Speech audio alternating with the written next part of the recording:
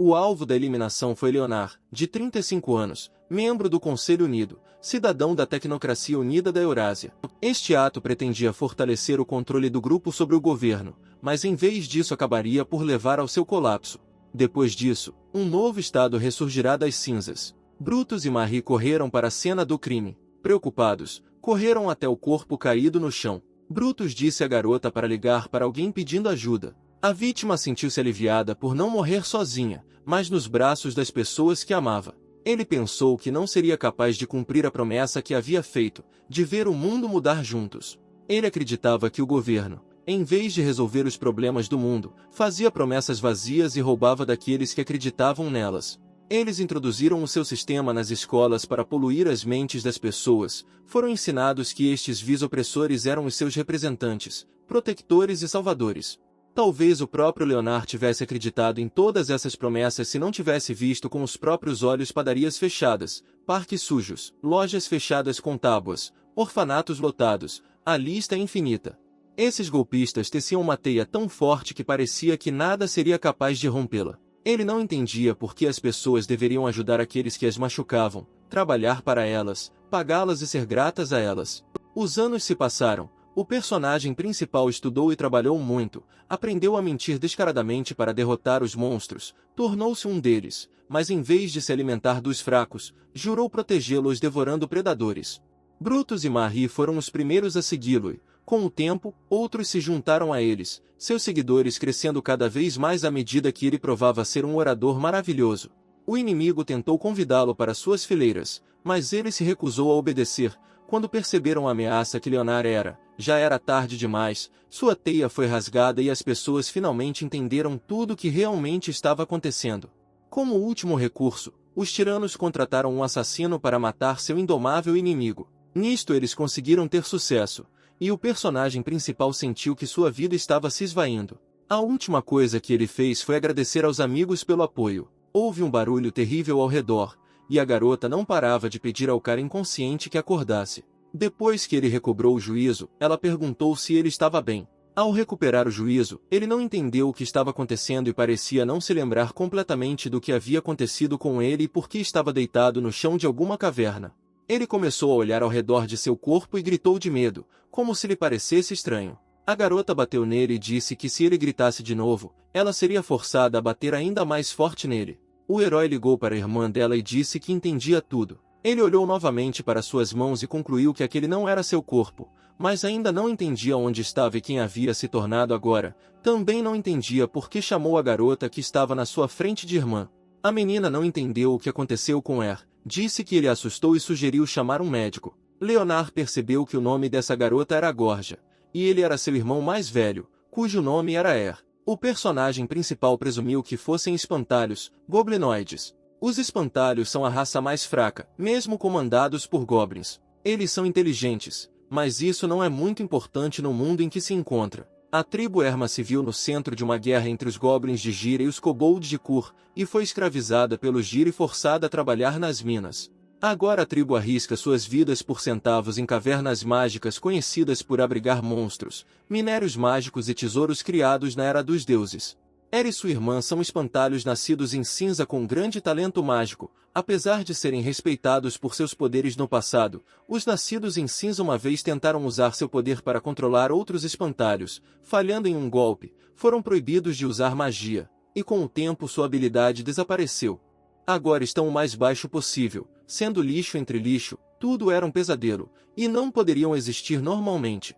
A irmã do personagem principal finalmente decidiu que deveria chamar um médico, mas o cara disse que estava bem e que seria desrespeitoso incomodar alguém por algo tão trivial. Gorgia concordou com ele, mas pediu-lhe que nunca mais gritasse assim porque estava começando a deixá-la em pânico. Depois disso ela disse para ele se levantar, porque ele já estava ali há muito tempo e eles precisavam ir. O personagem principal não entendia por que precisavam ir a algum lugar com tanta urgência. Ela disse que ele já estava internado há muito tempo, pois depois do desabamento do túnel o cara estava praticamente morto, e eles não tinham mérito suficiente para estar neste lugar. Deveriam ter agradecido ao V, que tinha mérito suficiente para salvar seu irmão em primeiro lugar. Para manter os nascidos em cinza sob controle, os supervisores criaram um sistema de mérito para o trabalho. Mesmo que um nascido em cinza ganhe mérito suficiente, ele só poderá comprar o básico. Eles podiam comprar coisas de pior qualidade e o personagem principal achou que estava enganado e que tudo o que estava acontecendo não era um pesadelo, mas ele morreu e foi para o inferno. Ele simplesmente não poderia chamar esse lugar de outra forma. Gorgia correu para sair e apressou o irmão, mas quando ela se virou não entendeu o que ele estava fazendo. O personagem principal tentou acordar. Ele acreditava que agora abriria os olhos e aquele lugar terrível desapareceria. Depois de contar até 3, ele finalmente abriu os olhos e ficou chateado porque absolutamente nada havia mudado. Ficou de 4 e, rastejando no chão, murmurou que tudo isso era real. Percebeu que aquele lugar era real e ele não estava dormindo. A menina se aproximou do irmão e perguntou por que ele estava chorando. Ela não entendeu o que havia acontecido. Porém, o cara começou a afastar a irmã e pediu que ela não tocasse nele. Gorgia estava assustada porque não entendia o que estava acontecendo com seu irmão. Percebendo que foi muito rude, o personagem principal pediu desculpas à irmã. Ele estava realmente tentando recuperar o juízo. A conversa deles foi interrompida por um goblin que entrou na caverna e não gostou que eles ainda estivessem neste lugar. Gorgia estava preocupado por tê-los pego em flagrante. O homem perguntou se eles já haviam se acalmado. A garota não sabia o que responder ao curandeiro Rock, e começou a xingá-los, chamando os rapazes de pirralhos. Sugeriu que considerassem o hospital dele uma taberna. Nesse caso ele deveria atendê-los adequadamente. O médico perguntou quanto dinheiro eles tinham. O irmão e a irmã tentaram explicar tudo a este homem. Decidiu assumir total responsabilidade e disse que estavam esperando o curandeiro para lhe expressar sua gratidão, pois sem a ajuda dele o cara já teria morrido há muito tempo. O cara ficou grato pelo médico ter usado seu conhecimento e habilidades em uma entidade como ele. O homem sorriu e disse que parecia que as pedras tinham feito um bom trabalho ao endireitar o cérebro daquele cara. Eles queriam agradecê-lo e decidiram dar tudo o que tinham em homenagem à sua gratidão. O curandeiro disse que isso mal bastava para retribuir sua gentileza, após o que ordenou que saíssem rapidamente do hospital, pois ele tinha muito mais coisas para fazer além deles. Ele disse que eles poderiam procurá-lo desde que tivessem dinheiro, caso contrário não deveriam perder seu tempo. Gorgia olhou para o irmão e perguntou o que era. Ela se interessou em saber o que significava toda essa demonstração de gratidão, pois o cara estava beijando seu traseiro velho e enrugado com mais força do que a sacerdotisa dos magos. Mas ele disse que se não tivesse agido dessa forma, eles teriam perdido absolutamente tudo, e ela provavelmente ainda queria comer pelo menos alguma coisa esta semana. Ela disse que ele nunca havia se abaixado daquele jeito antes, e o cara sorriu e sugeriu que as pedras haviam realmente feito seu cérebro retroceder. A menina olhou para o irmão e disse que tinha a impressão de que ele era uma pessoa completamente diferente. Uma garota veio correndo até eles, feliz por finalmente tê-los encontrado, mas eles não entenderam por que ela não estava no trabalho. Ela explicou que Ku a enviou para avisá-los de que Jerg e seus comparsas estavam procurando por Gorgia estava preocupada porque não entendia por que eles precisavam do irmão dela. O personagem principal presumiu que o irmão de Jerg, Tog, causou o colapso, mas o culpa por isso. Tudo foi exatamente assim e os guardas jogaram Tog em uma caverna para punição, mas ele conseguiu dizer ao irmão que o personagem principal era o culpado de tudo. A menina pediu desculpas a eles e disse que era hora de ela correr, mas antes disso ela os avisou, dizendo que se esses caras conseguissem encontrá-los, então seria um cadáver. Gorgia estava determinado a dar uma boa surra nesse idiota, mas o irmão dela sugeriu que, se conseguissem voltar para casa, estariam seguros. A menina ficou surpresa com a decisão do irmão, mas concordou com ele, pois a caverna deles ficava ao lado dos guardas, e na presença deles, era improvável que essas pessoas lhes causassem problemas. Sugeriu encurtar o caminho o máximo possível, após o que sugeriu que pudessem procurá-los em rotas diretas e perguntou à irmã se havia outra maneira de voltar para casa. Ela disse que não existia, mais precisamente, havia cavernas proibidas, mas ninguém deveria entrar nelas desacompanhado. O personagem principal sorriu e disse que não estaria sozinho, mas junto com sua irmã. Além disso, seu antigo professor diria que quando estiverem apuros deve-se seguir caminhos mais interessantes. A menina não entendia de qual professor seu irmão estava falando, mas ele disse que isso não importava e disse a ela para mostrar o caminho. Eles partiram. Estava interessado em saber por que ninguém deveria estar nessas cavernas. E a menina explicou que às vezes monstros dos níveis mais baixos entram nessas cavernas e por isso devem ter muito cuidado. Olhando em volta, o personagem principal achou que usavam cristais nas áreas principais, mas aqui o próprio musgo emitia luz suficiente para ver. O cara achou surpreendente. Porém, ele entendeu por que não era usado nas cavernas principais, pois tinha um cheiro horrível. Vendo algo interessante pela frente, o cara perguntou o que era, e Gorja disse que eram poços de ácido e pediu para ele não chegar perto deles. Ele ficou surpreso que sua irmã já tivesse estado naquele lugar antes, mas ela explicou que veio aqui com o grupo principal do trabalho para jogar o lixo fora. Gorja ouviu um som e começou a olhar em volta. Ela notou um corpo pendurado sobre eles, e com medo ela começou a ligar para o irmão. Ele correu até ela, perguntando o que aconteceu, e a garota silenciosamente apontou o dedo para cima. Havia um monstro enorme logo acima deles. Os caras não sabiam o que fazer para se salvar dele. Gorja ficou muito assustada e cobriu a boca para não gritar. A garota sentiu um estalo sob os pés e percebeu que eram ossos. O rosto desse monstro já estava ao lado do irmão dela. O monstro continuou a se aproximar deles. Ele era tão grande que ar simplesmente cabia em sua boca. O personagem principal presumiu que era cego e estava tentando encontrá-los pelo som, embora fosse possível que ele fizesse isso pelo cheiro. O cara fez um gesto para a irmã para que ficassem quietos. Silenciosamente, eles se apressaram em se afastar desse monstro. Eles esperavam ter se afastado o suficiente dele, porque mais um pouco e não estariam mais vivos. Os rapazes ficaram felizes por tudo ter corrido bem, mas tinham outro problema. Gorja não tinha certeza se o caminho em que estavam levava à saída. Sugeriu que este poderia ser um túnel lateral e sugeriu seguir os rastros que ele havia deixado anteriormente. Ele ouviu um som e perguntou se sua irmã também ouviu. Havia mais alguém no túnel e Gorja decidiu que deveriam avisá-los sobre o monstro antes que ele os atacasse. O personagem principal queria impedi-la, mas não conseguiu e correu atrás dela. No caminho, a garota conheceu Jerg com seus meninos mais velhos. Eles perguntaram à garota onde estava seu irmão fraco. O personagem principal decidiu não se esconder e saiu do ramal do túnel. Jerg mandou agarrar o cara, e ele disse que eles iriam se arrepender se o matassem. Ele pediu para mandar e seu povo para o fundo da caverna e pediu para ele ficar quieto se quisesse sobreviver. No entanto, em vez disso, Jerg começou a insultar o personagem principal. Um de seus homens perguntou o que deveriam fazer. Então o homem mandou-o verificar e disse-lhe para ficar quieto. O personagem principal tentou dizer que não foi ele quem fez o monstro aparecer, mas Jerg novamente o chamou de verme de esterco e disse que ele só estaria vivo até que seu homem voltasse. O batedor voltou dizendo que havia uma centopeia gigante ali e que eles precisavam sair urgentemente desta caverna. Eles não entenderam o que fazer, pois era necessário informar os observadores sobre tal achado. Alguns deles começaram a pedir ajuda ao grande senhor. Decidiu que esta era uma boa maneira de se livrar dessas criaturas. Jerg não entendeu o que ele quis dizer e decidiu esclarecer. O protagonista não viu razão para deixar outra pessoa receber o pagamento por esse monstro. Ele perguntou a Croc quantos observadores pagaram a equipe de assassinato pelo último monstro. Ele informa que o servo celestial foi premiado com 2.000 por seus nobres feitos. O personagem principal repetiu suas palavras. Um dos membros da equipe disse que não queria morrer por esse dinheiro, mas o líder disse que esses monstros eram uma mina de ouro e ele não entendia os membros da equipe que queriam sentir falta deles. Ele decidiu ouvir o personagem principal, que lhes disse que as centopeias são cegas e só se movem graças à audição. Sua armadura espessa era impossível de danificar com as armas que possuíam. Tudo o que restou foi atraí-la para o poço de ácido e tentar romper sua armadura. Mas as centopeias são mais rápidas que elas, e portanto, se tentarem escapar, ela conseguirá pegá-las muito rapidamente.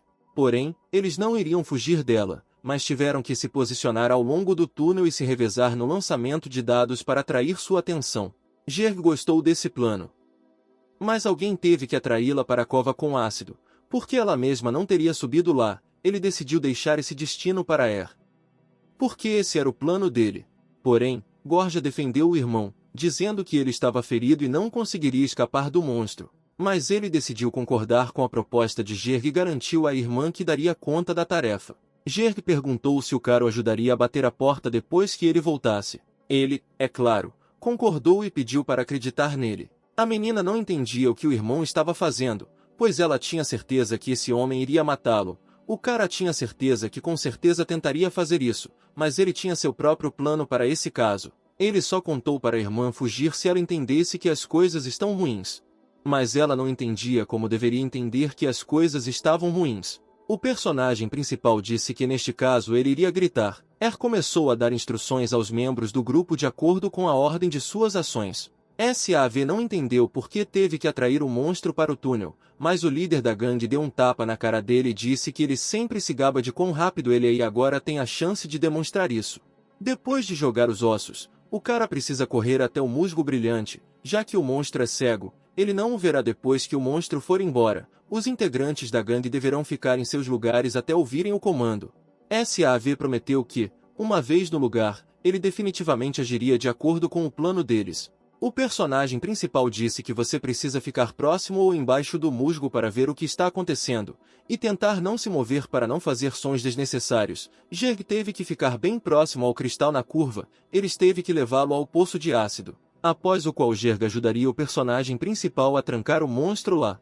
O líder da gangue riu e disse que era um bom plano para um idiota. O cara fingiu não ouvir o insulto e disse que Jerg só precisava ter certeza de que estava por perto para ter tempo de apoiar Jerg. Todos eles foram distribuídos em locais designados. Até agora tudo estava indo de acordo com o plano deles. O monstro estava se movendo na direção que eles precisavam. No entanto, a centopeia revelou-se muito rápida. SAV de alguma forma conseguiu chegar à pilha de ossos. Ele os espalhou em diferentes direções e congelou, esperando o monstro atacar. Porém, depois de um tempo, ele decidiu abrir os olhos e verificar o que estava acontecendo ao seu redor. E imagine sua surpresa ao perceber que o monstro estava recuando. A centopeia mudou a direção de seu movimento, o que permitiu ao sujeito sobreviver. Jerg já estava esperando o monstro, ele o ouviu se movendo em sua direção. Ele decidiu contar a Er sobre isso, acreditando que ele também deveria saber sobre o monstro que se aproximava. O personagem principal acenou de volta para ele, e o cara achou que deveria dar tchau, pois seu irmão estava ameaçado por causa desse homem. Ele sentiu pena da irmã, mas prometeu fazer de tudo para acalmá-la mais tarde. Houve o som do próximo osso caindo. Isso significava que logo a centopeia apareceria na frente deles. Ela já estava correndo para encontrá-los, na esperança de conseguir alguma comida. Jerg disse a Er para começar. O homem pensou que assim que o monstro entrasse nos poços de ácido, ele os baniria e o mataria. Uma enorme centopeia estava bem na frente do bandido. Ele ficou muito assustado quando a viu. O personagem principal gritou para ele que ele deveria correr o mais rápido possível para atrair o monstro para os poços de ácido. E só depois disso o homem se lembrou do propósito do plano deles. Jerg, que estava correndo, não entendeu porque o monstro não seguiu o som. Graham apontou a porta ao homem e disse-lhe para lambê-la rapidamente. Depois disso, ele a fechou e amarrou com correntes. Ele disse que da próxima vez precisaremos pensar em tudo com muito mais cuidado. Nesse momento, os demais chegaram. Gorja ficou feliz em ver seu irmão vivo e bem, e os membros da gangue ficaram interessados em saber para onde seu líder havia ido. O personagem principal disse que fez um barulho e então a centopeia o seguiu. Juntos atraíram para os buracos, mas Jerg foi pego e os trancou lá dentro. Graham disse que não estava pedindo recompensa por matar esse monstro e os caras deveriam dizer aos guardas que foi Jerg quem o matou. Essa é a melhor coisa que o cara poderia fazer para honrar sua memória. Os bandidos começaram a agradecer ao cara por salvá-lo, e ele disse que simplesmente pegaria a irmã e eles iriam embora. Ao sair, a garota olhou para trás por um longo tempo. Ela não conseguia acreditar que esses caras iriam deixar ela e seu irmão irem tão facilmente. Tendo ido longe o suficiente de ouvidos curiosos, ela finalmente decidiu perguntar se Jerg realmente se sacrificou. Er disse que conseguiu ajuda, mas ninguém sabia que a centopeia também rastreia o cheiro. A garota acreditava que ele conseguiu o que merecia. Os meninos conseguiram chegar em casa sem mais incidentes. Gorja serviu a comida, mas seu irmão não gostou de alguma coisa, então ela perguntou o que estava acontecendo e disse para ele pegar e comer. Ele olhou para o prato com muita cautela e tentou dizer à irmã que não estava com fome. No entanto, ela o interrompeu e lembrou que ele sempre foi seu favorito. Ela até salvou uma cabeça especialmente para ele. A menina olhou severamente para o irmão e disse-lhe para comer. Depois disso, ele não teve escolha e finalmente decidiu começar a comer. Ele experimentou um pedaço. Depois disso ele vomitou. Nem teve tempo de fugir da mesa. O cara queria explicar para a irmã, mas ela, pegando a arma, disse que depois do que aconteceu no poço de ácido, ela sabia que não era Graham na frente dela. Ela estava interessada em quem era esse homem e para onde seu irmão havia ido. O cara pediu que ela largasse a faca e prometeu explicar tudo para ela, dizendo que suas suposições estavam erradas e que ele não era um demônio. Ela estava interessada em como ele iria fazer isso. O cara pensou por um segundo e sugeriu usar Pomeron. O personagem principal disse que iria misturar o pó de Meron que receberam na cerimônia sagrada do ano passado com água e beber. Afinal, ele deve expulsar demônios. Ele sorriu e disse que se de repente começasse a queimar, a garota recuperaria seu irmão ligeiramente queimado. E se nada acontecesse, ela teria que acreditar que ele era seu irmão, mas a garota não tinha certeza da correção dessa ação. Mas o personagem principal decidiu que isso era um acordo e pediu à irmã que o deixasse encontrar o pó. Tendo encontrado o pó de Meron, ele começou a diluí-lo em água. O personagem principal estava prestes a beber o líquido resultante e pediu à irmã que acreditasse que ele não era um demônio depois disso. Ela pediu que ele falasse menos e finalmente bebesse o pó. O cara esperava que a teoria de expulsar os espíritos malignos com esse pó fosse apenas uma ficção, caso contrário ele teria que voltar para onde deveria estar. Depois que o personagem principal bebeu a substância resultante, todo o seu corpo começou a tremer. Gorgia correu até ele. Ela presumiu que tudo isso era obra de um demônio. Mostrou a língua e disse que a substância tinha um gosto simplesmente horrível. A garota bateu no irmão, chamando-o de idiota. O cara ficou feliz porque sua irmã continuou a chamá-lo pelo nome e perguntou se isso significava que ela acreditava nele. Ela disse que ele era realmente seu irmão, mas ele decidiu rir e disse que não era mas sim Tanak, o sonhador dos mundos. Gorgia riu porque entre os muitos deuses, seu irmão escolheu o mais preguiçoso, mas ele não conseguia evitar o fato de gostar de ser preguiçoso. A menina acreditava que se tratava de seu irmão, mas se interessou em saber por que, após sua recuperação, ele havia mudado tanto que teve a impressão de que se tratava de uma pessoa completamente diferente. O personagem principal lembrou que uma vez o pai de Ger falou sobre algo semelhante. Talvez a história de Gorgia seja a melhor coisa que ele pode fazer para depois descobrir mais a verdade sobre o que aconteceu. Ele sentou-se à mesa e começou a contar a história. Tinha lembranças de uma vida anterior. O cara não tinha ideia de como tudo isso aconteceu com ele. Mas ele sentiu que estava no vazio, e então seu corpo foi carregado como um rio, após o que ele sentiu que estava se movendo em direção a uma bola de luz. Depois de encontrá-lo, ele acordou com uma dor de cabeça e muitas lembranças novas. O personagem principal jurou à irmã que isso é tudo que ele sabe. A menina ficou superexcitada, deu um pulo e perguntou ao irmão se ele sabia o que tudo aquilo significava. Desde os tempos antigos, os deuses e seus protegidos renasceram nos corpos de mortais comuns. Eles prevalecem com poderes além da imaginação, desde força e carisma sobre-humanos até a capacidade de alterar a própria realidade. O personagem principal perguntou se sua irmã achava que ele era o escolhido. Ela pensou que sim, pois já havia passado muito tempo desde o escolhido anterior. A garota presumiu que seu irmão pudesse ter algum tipo de poder. Por exemplo, mova-se mais rápido que uma flecha, ou seja mais forte que uma manada de cavalos, ou talvez ele pudesse pular valas sozinho. Depois de listar tudo isso, o cara perguntou se a irmã tinha algo parecido em mente. Era exatamente disso que ela estava falando. No entanto, o personagem principal não possuía nenhuma das habilidades listadas. A garota sugeriu que talvez ele fosse simplesmente uma alma perdida. Almas perdidas eram pessoas que nasceram com memórias passadas, mas sem habilidades. Poucos alcançam a fama, exceto aqueles que herdaram as memórias de grandes líderes ou mestres lendários. O cara pediu desculpas à irmã por decepcioná-la por ser uma alma perdida. Mas a menina disse que estava tudo bem e agradeceu aos deuses, dizendo que não precisavam de outro. Gorgia pediu ao irmão que não contasse isso a mais ninguém, porque se suspeitassem que ele pudesse saber algo sobre o tesouro, não seria difícil imaginar o que poderiam fazer com ele. Ele presumiu que neste caso ele seria torturado, morto ou vários experimentos seriam realizados nele.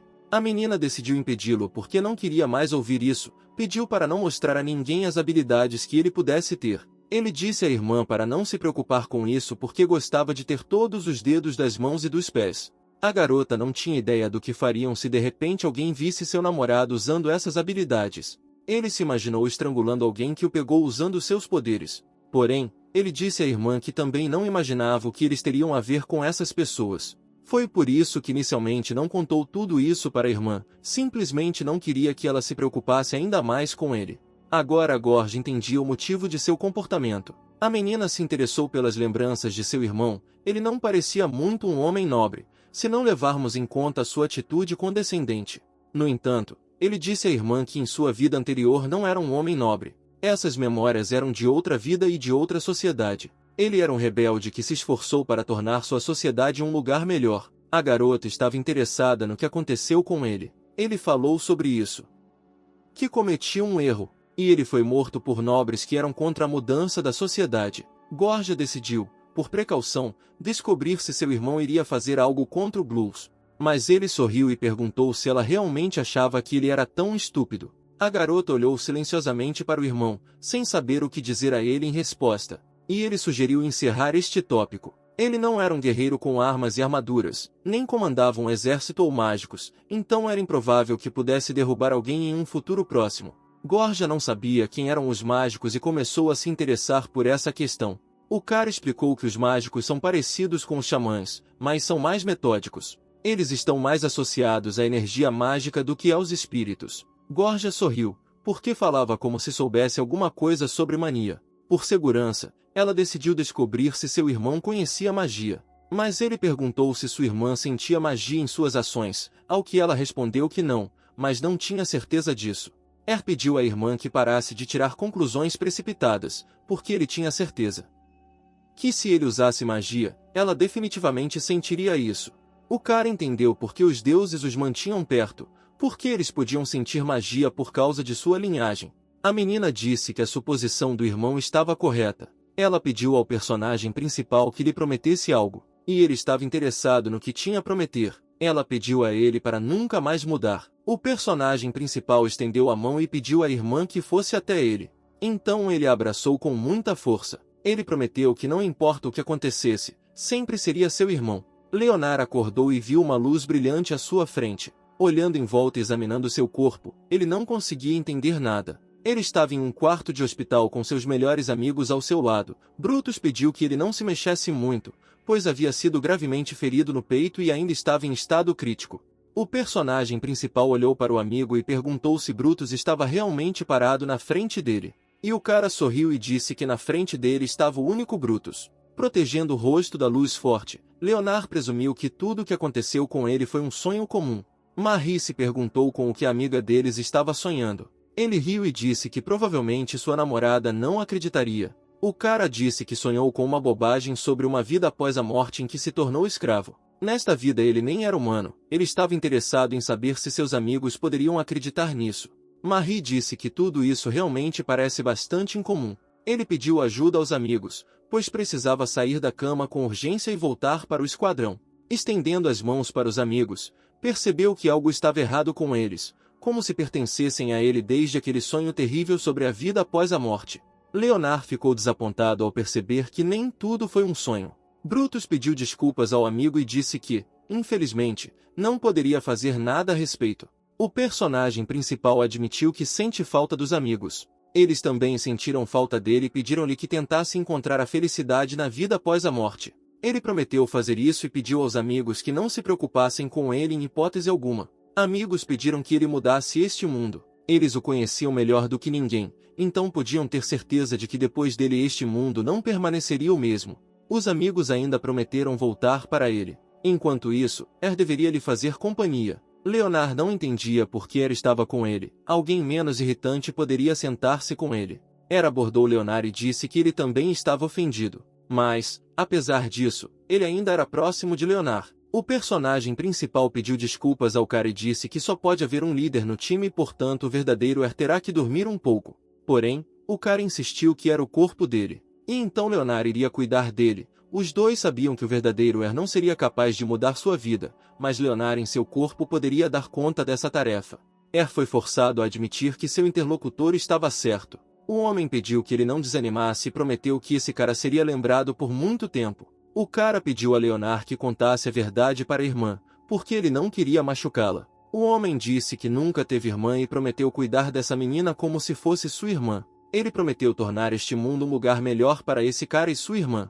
Acreditou neste homem e agradeceu por tudo. Mas Leonard tinha certeza de que não era ele quem deveria agradecer, mas sim Neste dia, o personagem principal acordou mais cedo do que de costume. A montanha não conseguia acreditar, então ele também limpou a casa e preparou o café da manhã. A garota perguntou se ele havia sido servo em sua vida passada. Depois disso, ela disse que estava brincando e prometeu não tocar no assunto novamente. A conversa foi interrompida por alguém chamando o personagem principal. Era o Cool. Ele ficou muito feliz em ver o personagem principal, pois achou que esse cara havia morrido. Eles também ficaram felizes em ver este homem, riu, dizendo que, pelo que viu, ele estava vivo e se esforçasse, viveria por muitos mais anos. A menina correu, inspirada, para contar ao homem o que aconteceu com eles no dia anterior no túnel. Ku é um feitor, ele era amigo do pai desses caras e cuida deles desde que seus pais morreram há 2 anos em decorrência de um ataque de urticária. Foi estranho para o personagem principal ver tal relação entre um feitor e um escravo, mas havia gente boa por toda parte neste lugar.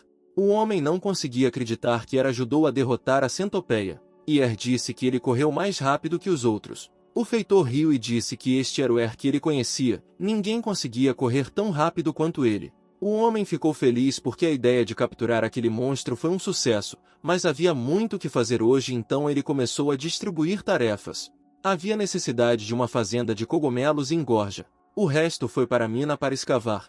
Sav contou aos outros como disse que não tinha nada além de sua irmã, e ele disse que aceitam qualquer tipo de pagamento e riu. Naquele momento, alguém jogou o narrador com força e o prendeu no chão com a mão. Este homem lembrou-lhe que não deveria ver meninas, elas não podem ser compradas e vendidas se ele quiser trabalhar com o seu povo. O cara que se aproximou deles pediu a Haki que o soltasse, caso contrário os guardas poderiam ter muitas dúvidas sobre seus ferimentos. Depois de pensar nos problemas, Haki decidiu deixá-lo ir. Depois disso, Sav se levantou e tentou limpar a garganta, tossindo sangue. Ao sair, Haki prometeu alimentá-lo na colmeia na próxima vez. O cara pediu perdão ao patrão, porque ele leva muito a sério as meninas que trabalham com eles. Seu pai morreu e sua mãe trabalhou muito para alimentar os filhos.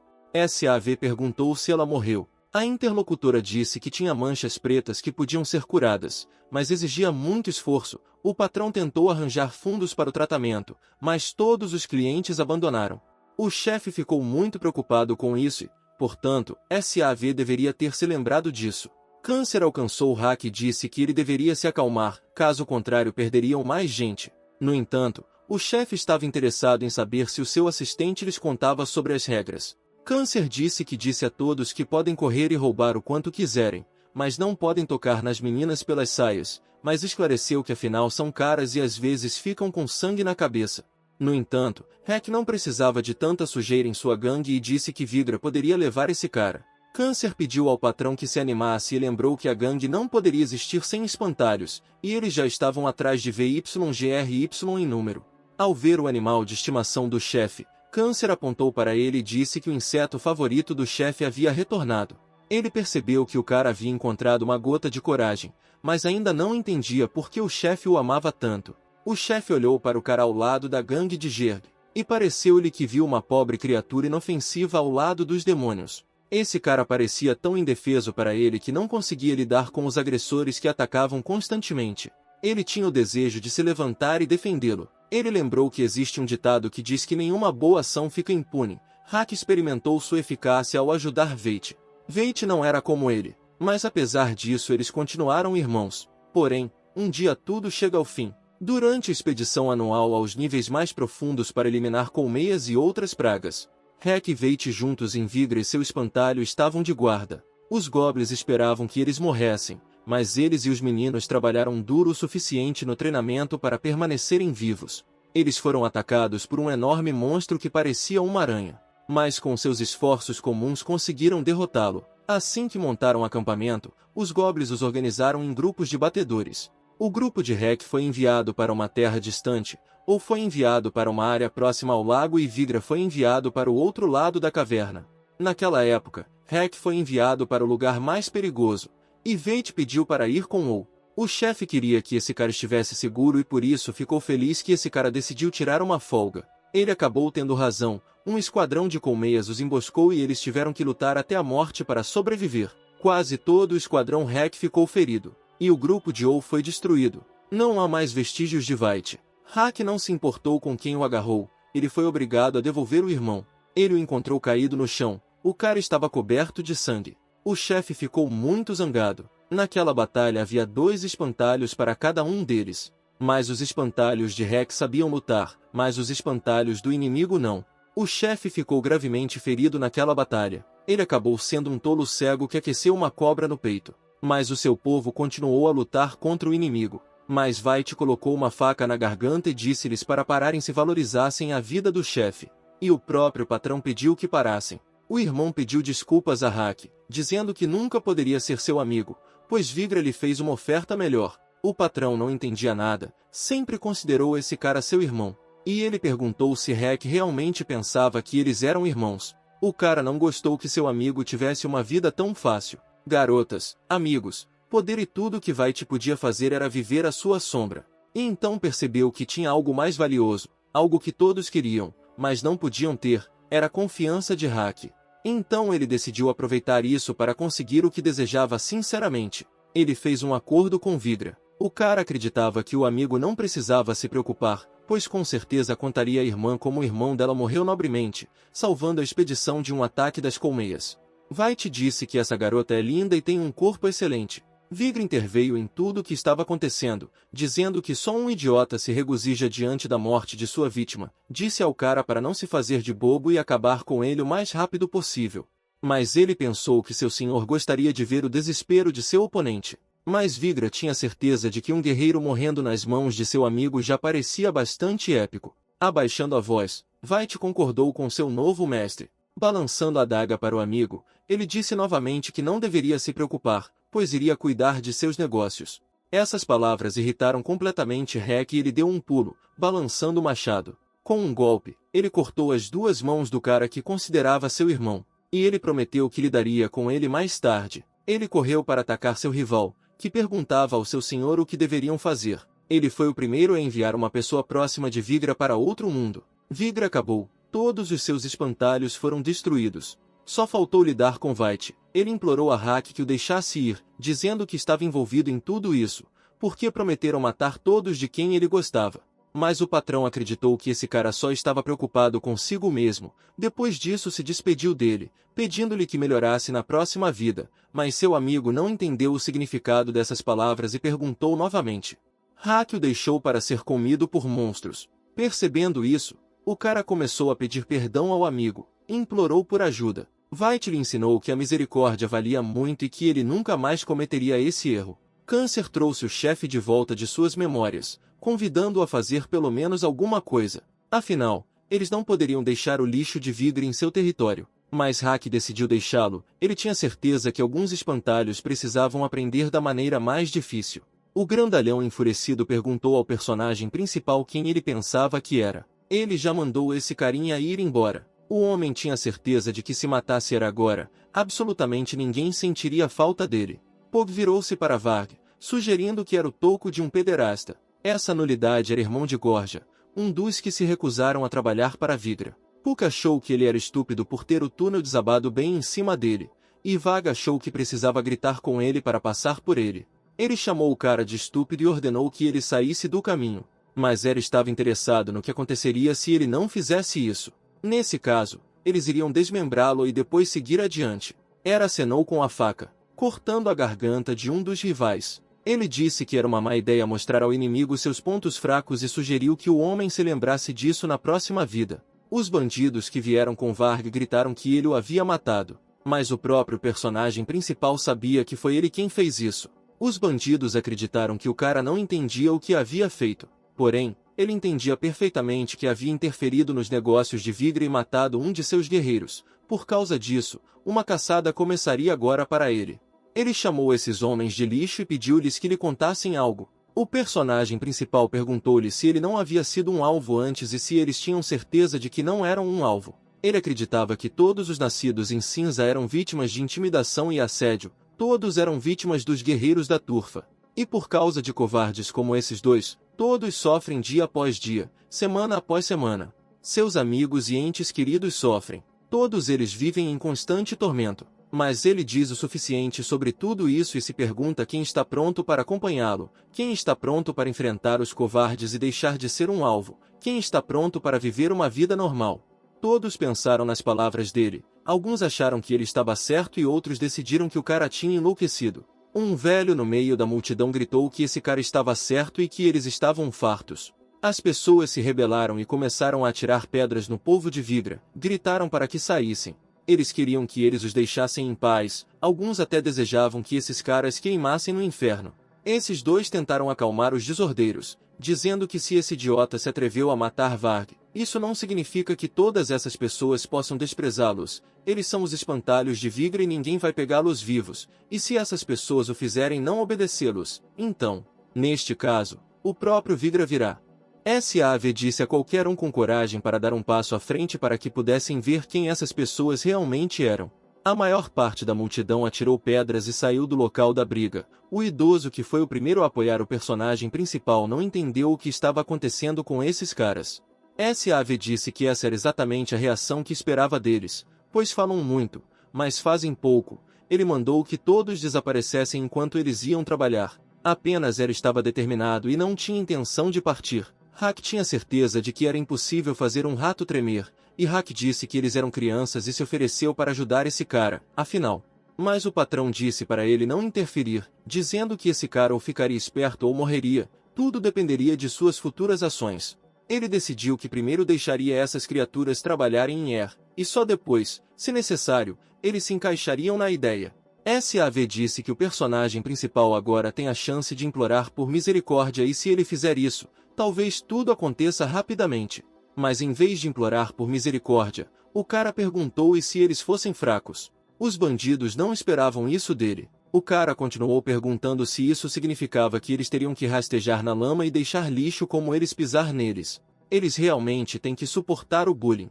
Permita que seus entes queridos sejam insultados. Observe silenciosamente como essas criaturas transformam suas vidas em um pesadelo vivo. Se recusou a viver assim. Quando ele estava à beira da morte, toda a sua vida passou diante de seus olhos. Ele perguntou aos bandidos se eles sabiam o que ele viu então.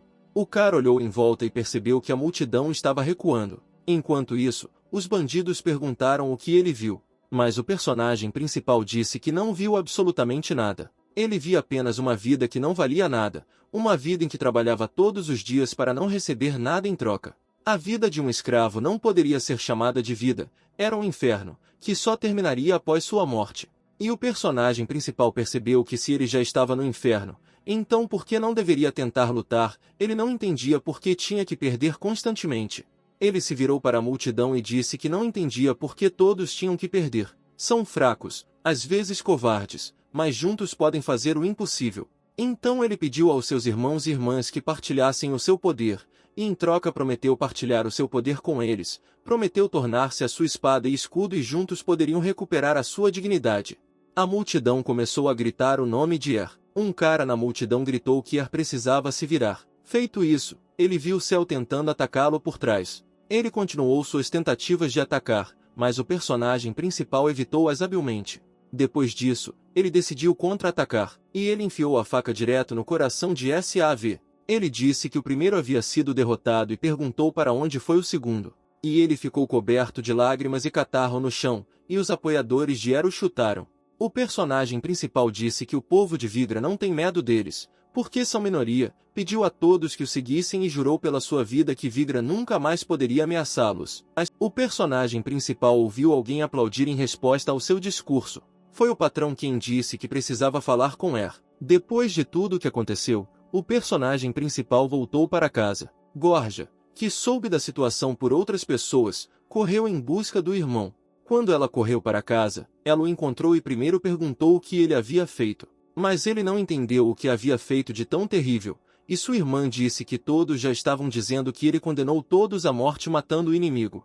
Porém, o personagem principal tinha certeza de que isso era uma necessidade, mas a garota não entendia por que ele estava matando todos eles, e ele disse que estava fazendo isso para fazer amigos. No entanto, a menina continuou a não entender como o assassinato poderia ajudá-lo nisso. Ele percebeu que a conversa seria longa e convidou a irmã para se sentar, mas ela se levantou teimosamente e esperou uma explicação dele. A personagem principal decidiu que a decisão era dela e se ela não quiser se sentar, deixe-a ficar de pé. O cara começou a explicar. Para eles sobreviverem eles precisavam de aliados. Nesta parte das minas tem 2 comandantes de topo. Esses são Rek e Vigra. O primeiro é forte, e o segundo conta com a confiança do feitor e assistentes, então sua posição é mais vantajosa. E se os espantalhos quiserem ganhar influência, então será mais lucrativo para eles se juntarem a ele. Mas como ele tem muita gente, então a competição interna corresponde. E no final Er teria que se tornar um servo que teria morrer pelo mestre. Mas com Hack tudo é diferente. Ele considerará uma pessoa um aliado desde que lhe traga algum benefício, mas sua posição é mais fraca. Portanto, o personagem principal deu-lhe a oportunidade de ver o que queria. E quando Er tinha algo a lhe oferecer, o próprio chefe vinha até ele. É claro que nem tudo correu bem. Ele não permitiu que o inimigo fosse morto, que lhe pediu misericórdia. E aí o patrão perguntou se o cara entendia o que estava fazendo. Mas o grande herói acreditava que precisava ser libertado. Hack não entendeu essa posição, pois nesse caso esse bandido voltaria amanhã e Er ou sua irmã estariam mortos. Mas o cara acreditava que pouco dependia de matarem esse peão, porque ele já havia irritado bastante o próprio Vigra. Ele acreditava que mostrar misericórdia não pode ser pecado, porque todos caem no fundo e tentam se tornar mais fortes por qualquer meio. O personagem principal acreditava que todo espantalho deveria ter uma segunda chance, pois mesmo mergulhando na escuridão, sempre há a oportunidade de chegar à superfície. Ele se virou para Pog e perguntou se ele era capaz disso. O homem hesitou a princípio, mas quando viu seu companheiro morto disse que com certeza conseguiria. O cara tinha certeza que seria difícil para o patrão fazer isso, mas precisava mostrar que era diferente do Vigar. Ele tinha certeza de que nesta situação nada poderia ser melhor que o perdão. O personagem principal continuou a defender seu ponto de vista. Câncer o chamou de temerário e disse que gostava dessa característica. Er ficou surpreso com o que ouviu e agradeceu ao cara. Ele se apresentou como Hakrak, mas disse que o personagem principal poderia simplesmente chamá-lo de Hack, acrescentando que isso só era permitido para pessoas corajosas, como era esse cara.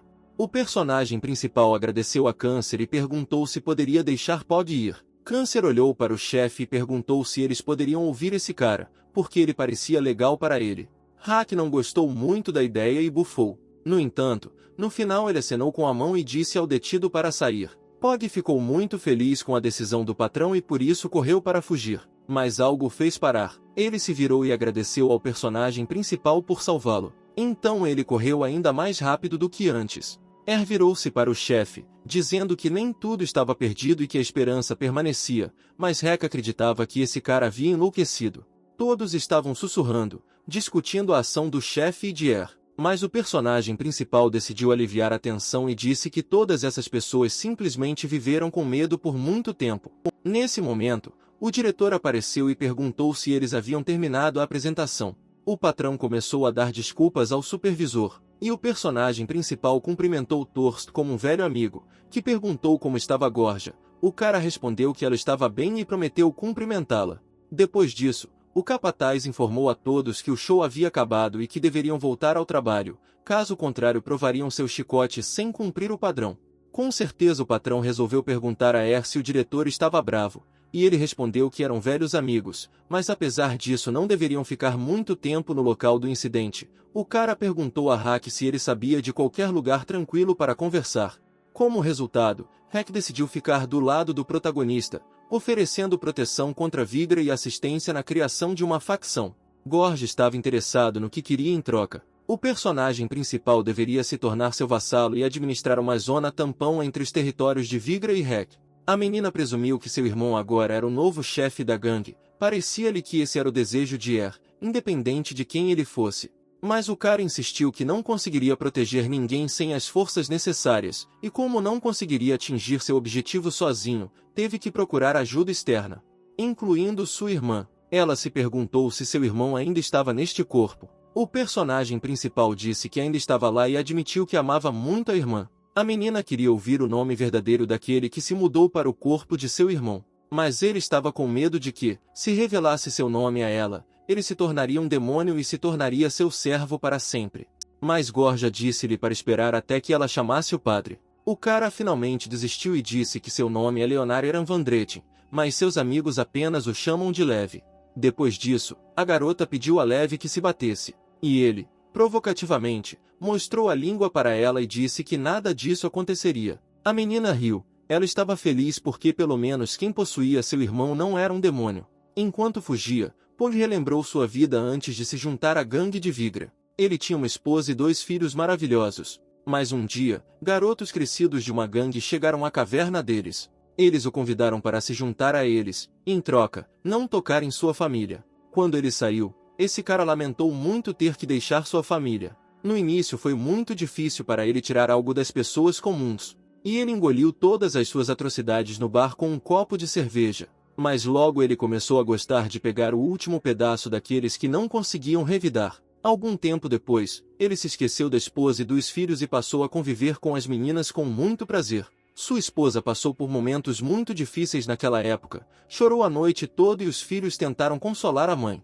E ele passou todas essas noites com amigos recém-adquiridos tomando um copo de cerveja. A pergunta de Er sobre se ele é capaz de se tornar uma pessoa normal pareceu trazê-lo de volta à realidade. Agora ele não entendia o que vinha fazendo da vida todo esse tempo. Ele decidiu que precisava consertar as coisas pelo bem de Helga e fez uma promessa de que ela ainda veria uma vida melhor. Ele estava confiante de que definitivamente teria sucesso. Na manhã seguinte, no mercado local, o personagem principal arrastava consigo a irmã, que estava indignada por ainda não ter tido tempo de se arrumar, mas tinha certeza de que ela ficaria se arrumando a manhã toda, e só acelerou o processo.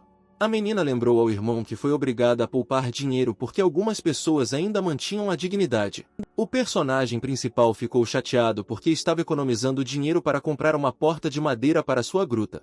Mas Gorja tinha certeza de que eles não precisavam dela, porque moravam perto da guarita e era improvável que alguém decidisse importuná-los. Após o que ela perguntou se ele não havia ganhado confiança suficiente e não estava roubando dos trabalhadores, como todos os outros.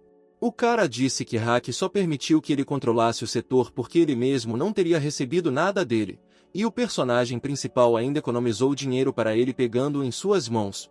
Gorja não entendeu por que seu irmão concordou com esse acordo, se era tão ruim, mas a personagem principal lembrou a ela que se você se apressar, com certeza vai fazer as pessoas rirem e pediu que ela esperasse um pouco mais, e então ela veria tudo por si mesma. O personagem principal foi chamado por um cara sem fôlego. Ele o apresentou à irmã, dizendo que aquele era seu novo tenente Valkyr. Depois perguntou ao cara o que estava acontecendo. O cara relatou que Hack recebeu notícias de uma nova expedição aos níveis inferiores. Esta expedição deveria durar 2 semanas inteiras. Ao ouvir essa informação, o personagem principal trocou olhares com a irmã. Os soldados estavam passando por outra sessão de treinamento. Eles praticaram várias técnicas de ataque e defesa. Depois disso, foi dado o comando para levantar as lanças e Valkyr anunciou que todas as pessoas estavam prontas para verificar Er. O personagem principal agradeceu ao cara e se preparou para ver do que essas pessoas eram capazes. Uma multidão de caras exaustos estava na frente dele. Aproximando-se de um deles, Er chutou a ponta da lança em que o cara estava apoiado. Tendo perdido o equilíbrio, o cara caiu no chão. E Er lembrou que isso é uma arma, não uma bengala. Se eles dissessem para prestar atenção, então deveriam olhar para frente e manter a boca fechada. O personagem principal disse a Valkyr para fazer 40 flexões e designar alguém para cuidar deles. O restante dos recrutas deveria fazer treinamento militar. Ele tentou explicar-lhes os fundamentos do combate. E todos entenderam a ideia. Mas no final, eles ainda são um bando de mineiros. Ficou claro para o personagem principal porque os goblins os derrotaram tão facilmente. O líder da expedição ficou ferido e assim ganhou algum tempo, mas ainda não foi suficiente. Um dos caras voltou-se para o personagem principal. Dito isto, ele nunca havia lutado, mas viu como os guardas da colmeia lutavam e se perguntou por que não deveriam adquirir armas para combate à distância. Er concordou com ele que era uma boa ideia, mas era difícil conseguir madeira para arcos. A mesquinha classe alta e os goblins detinham um monopólio nesse assunto. Valkyr pediu ao personagem principal que não falasse tão alto sobre isso. Mas o personagem principal disse que não era estúpido, mas simplesmente desesperado. Agora estava pronto para dar tudo por um rifle de pulso. Aí o cara sugeriu que ele usasse fundas e lanças de metal. Mas as pedras não conseguiriam penetrar a armadura das colmeias, e seus homens não conseguiriam carregar muitas lanças de metal, mas poderiam lançar garrafas com fundas. Porém, o interlocutor não entendeu como as garrafas poderiam ajudá-los. Mas o personagem principal disse que essas garrafas podem ser enchidas com uma poção paralisante, pílulas para dormir ou óleo e depois colocar fogo no inimigo. Porém, tudo isso custou dinheiro, e Er já havia gasto todas as suas economias em armaduras de madeira e capacetes para os rapazes. A galera gostou muito desse ato do personagem principal. Ele olhou para os caras usando a munição que comprou para outros fins e ficou surpreso com suas ações. Agora, se eles tivessem pelo menos algumas peças de metal para slingas, isso melhoraria significativamente a sua situação. Valkyr perguntou se as peças de chumbo seriam adequadas, e o personagem principal respondeu que um tiro de uma funda de chumbo poderia perfurar um capacete de cobre. Mas mesmo que comprassem minério suficiente, não tinham pessoa capaz de trabalhar com ele. Mas Valkyr disse que tem um conhecido que pode tentar fazer isso. Ele era um exilado que foi resgatado por seu pai há vários anos. O cara estava pronto para negociar um trabalho com ele, mas não tinha certeza se faria isso de graça. Mas Valkyr tinha certeza que o homem não cobraria muito por esse trabalho. Ficou feliz e se ofereceu para se encontrar com esse homem. Houve um problema nisso, porque o exilado tinha certeza de que poucas pessoas sabiam de seu paradeiro, e se o cara levasse o personagem principal para lá, ele teria seus próprios problemas. O exilado era orgulhoso demais para permitir que outros vissem o quão baixo ele havia caído. Valkyr pediu desculpas ao seu interlocutor por isso, mas ele ordenou que o cara fosse até o amigo e fizesse um acordo com ele. Os protagonistas se tornariam seu as da manga. Valkyr prometeu fazer todo o possível para isso. Enquanto isso, os infratores terminaram as flexões. Tinha uma tarefa para 2 deles e perguntou se eles sabiam onde ficavam os poços de ácido. Depois que eles responderam que sabiam sua localização, ordenou que levassem mais algumas pessoas e um rolo de corda e disse que fariam uma curta caminhada. Chegando aos poços de ácido e abrindo a porta, as pessoas viram um enorme monstro. Quando as pessoas o viram, ficaram com muito medo. Mas o personagem principal tentou acalmá-los, dizendo que essa centopeia já estava morta há muito tempo.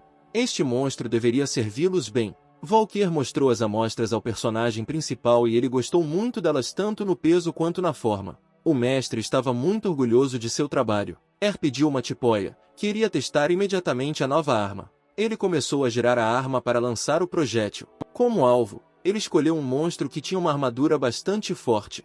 Conseguiu romper sua armadura, porém, ele acreditava que eles precisavam praticar um pouco mais. Ele ordenou que Valkyr distribuísse as amostras restantes às pessoas e dissesse que quem levar a amostra mais fundo receberá 10 méritos de uma vez.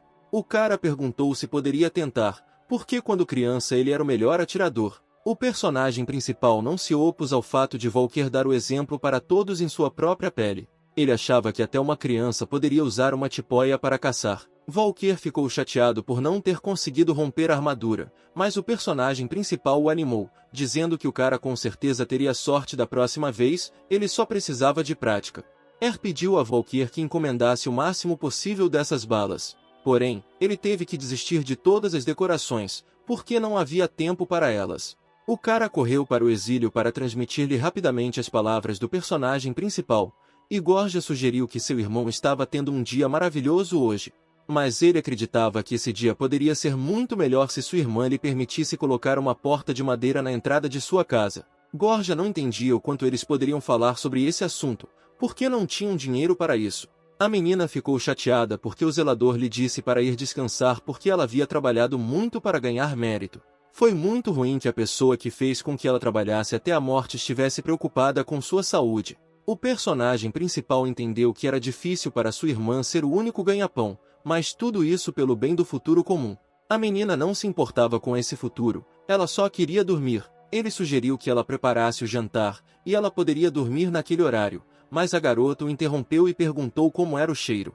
Ao entrar na sala, ela não se conteve e vomitou com o que viu. A cabeça decepada de Pog estava sobre a mesa. Depois disso, o personagem principal decidiu que a porta não os incomodaria, afinal, quando o menino, Vigra teve que fazer tudo sozinho para sobreviver. Ele não conseguia apenas um pedaço de comida, seus pais acreditavam que ele precisava encontrar comida para si mesmo. Ele constantemente recebia tapas na cara e diziam que ele deveria conseguir tudo sozinho. Quando criança, o menino considerava a vida puro sofrimento.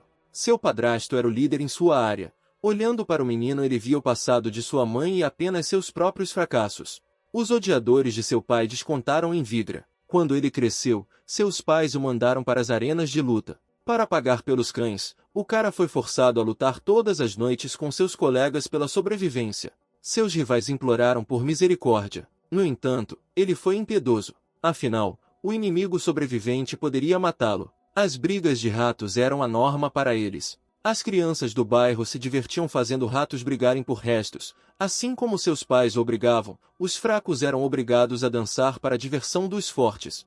Mas uma noite Vigra viu um menino tentando fazer uma briga de ratos. E ela resistiu e correu para ele, batendo os dentes em sua mão. Vendo como o rato resistiu, O cara percebeu que mesmo que o animal não aceitasse essa vida de escravo, por que deveria aturar isso?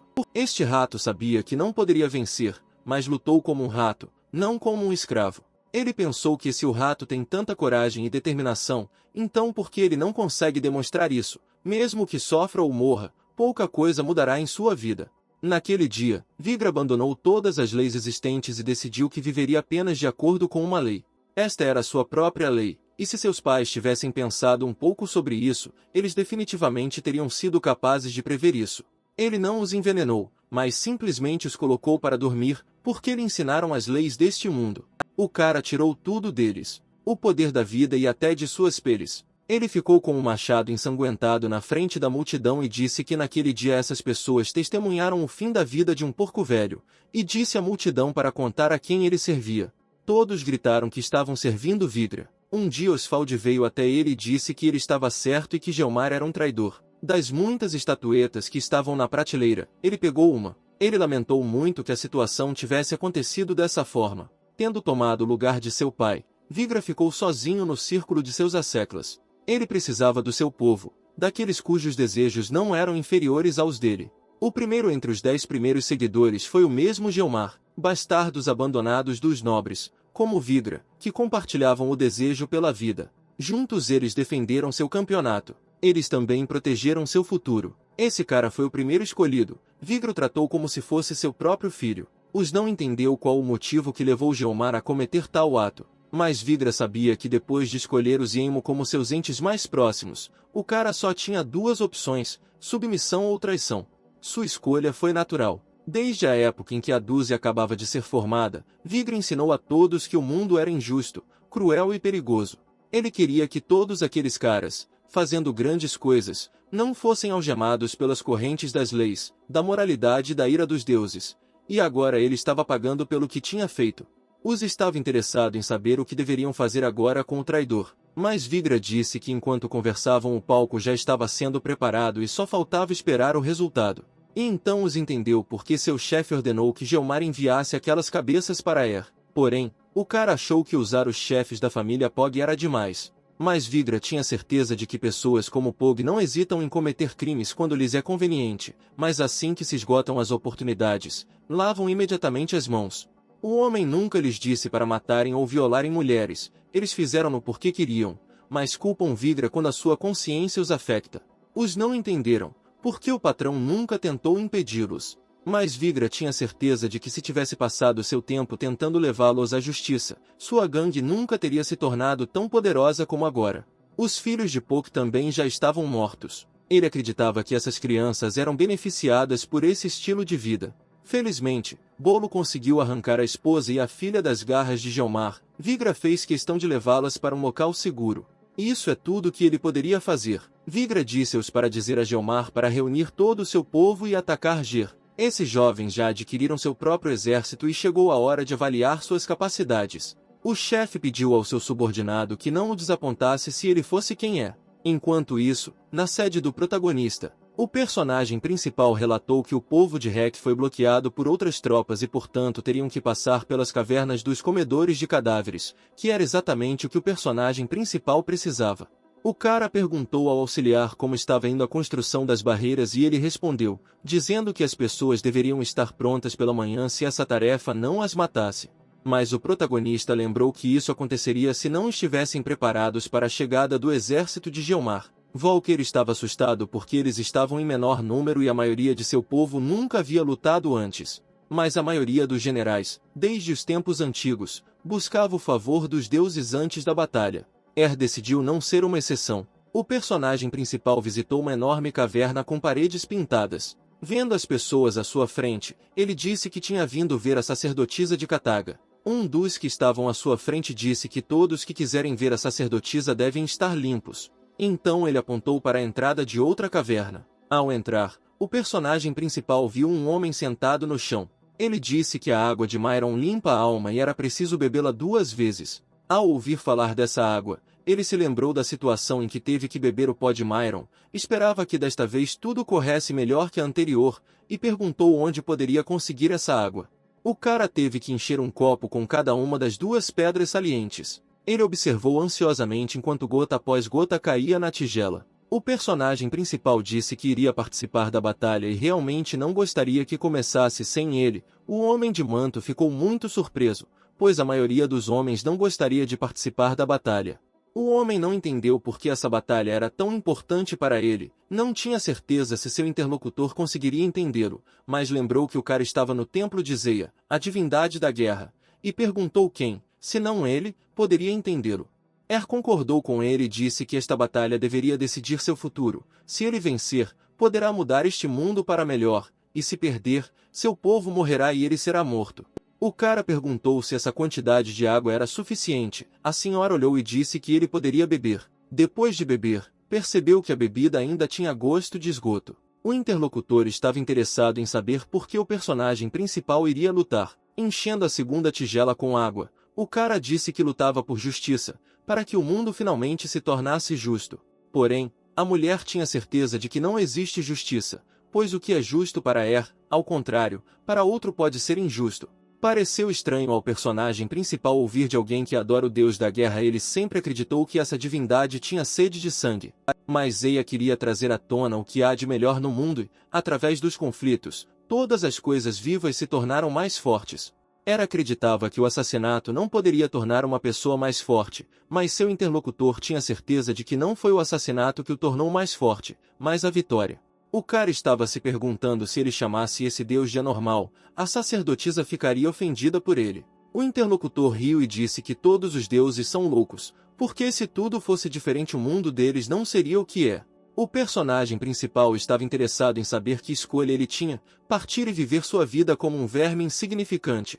A sacerdotisa chamou o personagem principal de criança estúpida e disse que seu coração está cheio de raiva, e por isso ele não vê que está lutando contra o inimigo errado. Os deuses não se opõem a ele, ele cumpre a vontade deles. Ele esvaziou o segundo copo de água até o último potássio. E então ele perguntou à sacerdotisa Kataga com quem ele deveria lutar. A sacerdotisa decidiu que esse cara não era tão estúpido. O cara estava confiante de que poderia derrotar todos que estivessem em seu caminho, independentemente de serem pessoas ou os próprios deuses. A sacerdotisa disse que um mundo manchado de sangue ainda continua sendo um mundo de sangue e violência. O homem desafia os deuses loucos ou simplesmente executa a sua vontade. O cara estava se perguntando se ela realmente o considerava um peão. E a sacerdotisa perguntou se ele tinha certeza do contrário. O personagem principal decidiu que já estava farto dessa bobagem religiosa, estava farto da última vez no orfanato. Ao sair, a sacerdotisa perguntou se ele queria que Zeia abençoasse seu exército, mas ele acreditava que o próprio Deus deveria decidir quem abençoar e ele precisava vencer a guerra. Valkyr ficou interessado em saber como tudo aconteceu, e o personagem principal decidiu contar a ele que o Deus da guerra falou e ordenou que as pessoas fossem reunidas. O personagem principal ficou diante de seu exército e pensou em como poderia animar o povo e o que era melhor dizer-lhes. Naquele momento, ele foi informado da chegada de uma sacerdotisa que queria abençoar seu exército antes da próxima batalha. Ele pediu a esta mulher para ser sua convidada. A mulher falou, dizendo que a deusa a havia enviado para que ela pudesse abençoar o exército antes da batalha e dar um novo nome ao seu comandante como um grande guerreiro.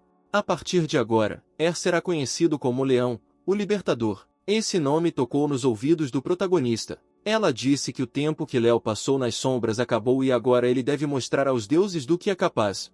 Enquanto isso, no exército de Geomar, um dos guerreiros conduziu Del para dentro da tenda. Lá eles conheceram Emo, que estava apenas procurando por eles. Ele perguntou o que aconteceu com seu guerreiro, mas a resposta foi que Del simplesmente escorregou e bateu com a cabeça. Ao sair, Emo pediu ao rapaz que cuidasse do amigo, e ele avisou, dizendo que eu não estava com vontade. O cara respondeu que iria tentar não escorregar. Em foi até El e presumiu que tinha vindo assistir à apresentação. Mas o cara perguntou se parecia ao seu interlocutor que ele era muito cruel com seu povo, mas ele considerou isso apenas disciplina. O cara queria ouvir o motivo. É por isso que El o ignora. Afinal, ele não pediu para ser o sucessor de Vidra, simplesmente não teve escolha. Mas o homem acreditava que seu amigo poderia recusar a oferta. No entanto, En estava confiante de que Vidra não aceitaria um não como resposta. Ele estava interessado em saber se o interlocutor aceitaria uma recusa no lugar do chefe. Ele não queria perder o amigo e por isso pediu-lhe que parasse com esse comportamento. O cara fingiu não entender o que estava acontecendo e perguntou se o amigo queria que ele desobedecesse a ordem do comandante e não atacasse Er. En pediu ao seu interlocutor que parasse de se fazer de bobo, pois os dois sabiam do que ele estava falando, até Vigra sabia disso. El sabia que o patrão sabia de tudo, ele acreditava que foi por isso que o enviou para esta tarefa, pois se ele vencer seu povo sofrerá e ele não poderá desafiar no jogo, e se ele perder, então, novamente, ele não será capaz de desafiá-lo. O cara queria que o amigo fosse até o patrão e pedisse perdão, prometendo ser fiel no futuro. A conversa foi interrompida pelo subordinado de Gel, que informou que seu pessoal estava pronto. Não importa o que En e Vigra pensassem, esse homem não era estúpido. Os batedores relataram a ele todas as ações de Er e ele tinha certeza que na hora do almoço tudo estaria acabado.